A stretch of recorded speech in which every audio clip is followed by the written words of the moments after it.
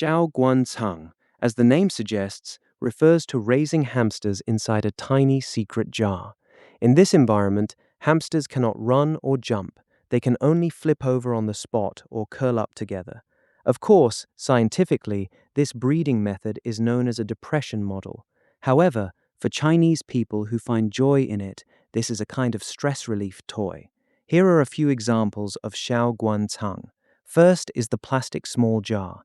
The advantages of this type are that it takes up very little space and is convenient for viewing. However, it's only suitable for pai pai, a playful Chinese nickname for ticks, used to describe small hamsters because of their tiny size and similar color, and da ye, a homophone for old man, grandpa, referring to Syrian hamsters, partly because they are larger and partly because hamsters are often unfriendly, quick to bite fingers, and act domineering and ungrateful like a grumpy old man.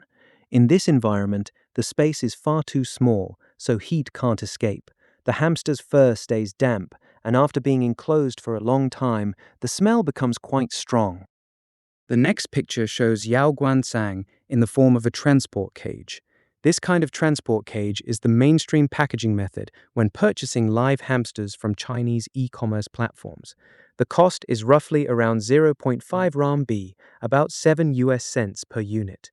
Some wood shavings or corncob bedding material is usually placed inside, and these plastic boxes are used for shipping hamsters regardless of whether it's winter or summer.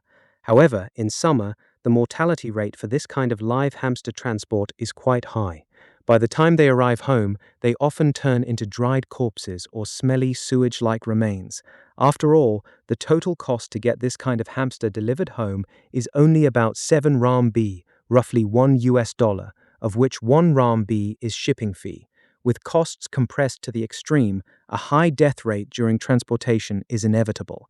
As a result, many people simply repurpose the container and raise the hamster directly inside this transport cage.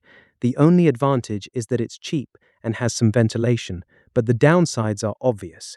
Once you close the lid, you cannot see the hamster inside. You can only rely on smell, and you usually only realize it has died after a few days' delay.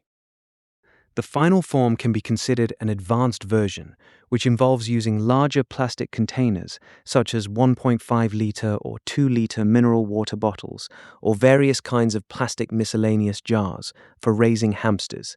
Of course, following this logic, it essentially means using poor waste items from Chinese households for hamster keeping: old shoeboxes, old jars, leftover mineral water bottles, and so on. The whole point is to play with this toy as cheaply as possible without spending too much on raising costs.